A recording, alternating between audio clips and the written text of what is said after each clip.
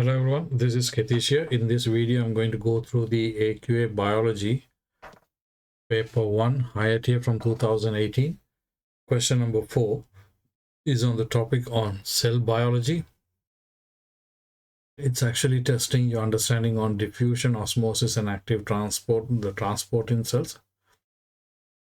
A student carried out an investigation using chicken eggs. This is the method used. Place 5 eggs in acid for 24 hours. 5 eggs for 24 hours to dissolve the eggshell. Measure and record the mass of each shell. Now, once the eggshell is dissolved, it's not going to literally leak out because the egg contains this thin, flimsy tissue underneath the shell, which will actually keep in place. So it'll be like a balloon, like a flimsy thing. Place each egg into a separate beaker containing 200 centimeter cube of distilled water. Okay. After 20 minutes, remove the eggs from the beaker and dry them gently with a paper towel. Measure and record the mass of each egg. Okay. So you're actually recording the mass of the egg at the start.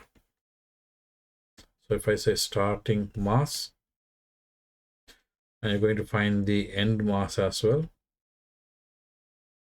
So you can actually work out the difference in the mass if you want to. So table 4 shows the results.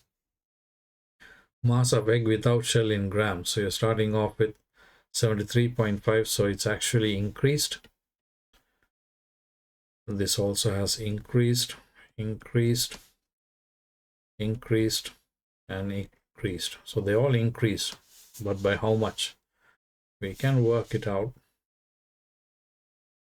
Let me work that out. Okay, so I worked out the difference in the mass. So egg 1 has increased by 3.5 grams. Egg 2 has gone up by 3.6 grams. Egg 3 is 3.3 grams. Egg 4 is only gone up by 1.5 grams. So it looks like that might be slightly off. Okay, and egg 5 has increased by 3.3. So they all seem to have increased by roughly about 3.3 to 3.6 grams, except for egg 4, which might be an error or anomaly. Right, we'll see. So let's have a look at the question.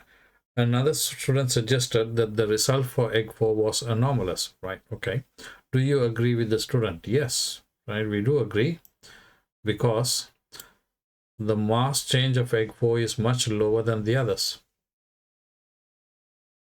Calculate the percentage change in mass of egg 3. Now egg 3, it starts off at 74.2, ends up at 75.7, it increases by 3.3 grams. So how do you work out the percentage change in mass? Now you need to work out the change first. That is 75.7 minus 72.4, which would give me, let's see, 3.3 grams. 3.3 grams. Now you started off with 72.4. So the total mass at the start, multiply that by 100 to give you a percentage. That will be 4.6%.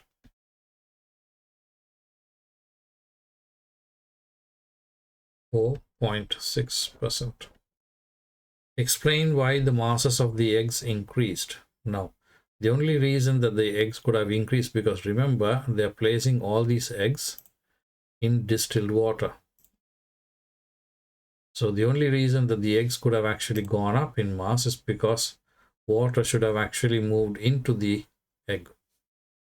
Right? Why would it do so? Well, water can actually move into a cell or out of cell by the process of osmosis. The reason that would move is because you have distilled water on the outside, so definitely it's a dilute solution compared to whatever solution is inside the egg, right? So water is actually moving from a dilute solution to a more concentrated solution by osmosis through a partially permeable membrane. That's the third mark, right? So here's the model answer. Mass increased because water entered by osmosis from a dilute solution in the beaker to a more concentrated solution in the egg cell through a partially permeable membrane. Explain how the student could modify the investigation to determine the concentration of the solution inside each egg. Now, how would you actually change? This is actually linked to the required practical on osmosis, right? So, how would you actually do it? You only added or put the cells, eggs, I keep calling it cells. You only put the eggs in distilled water. What if you actually put it in different concentration of salt or sugar solutions?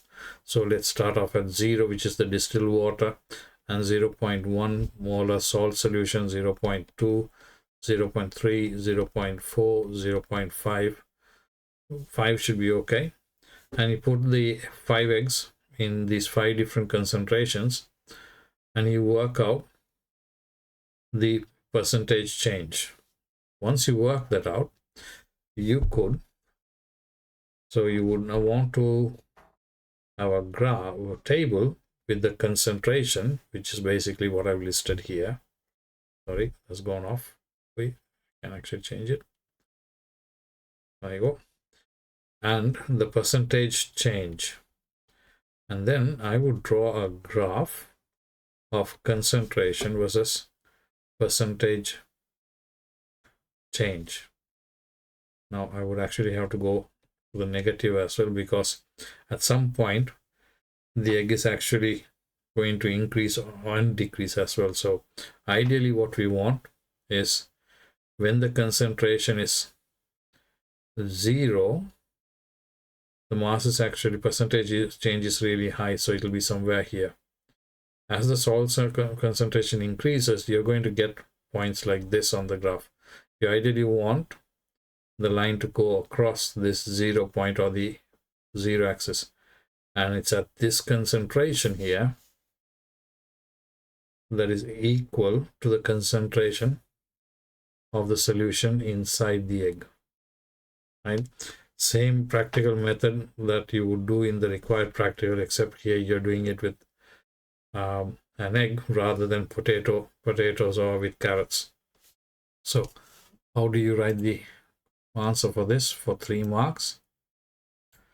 Use 5 or more different concentration of salt or sugar solution in beakers by plotting percentage change in mass per volume on a graph against concentration. Determine the concentration where the curve or line crosses a 0% change in mass or volume. That would be the shortest way of actually describing it. Chicken egg shells contain calcium. Calcium ions are moved from the shell into the cytoplasm of the egg. Table 5 shows information about the concentration of calcium ions. So in the egg shell, there's 0.6. In the egg cytoplasm, there's 2.1.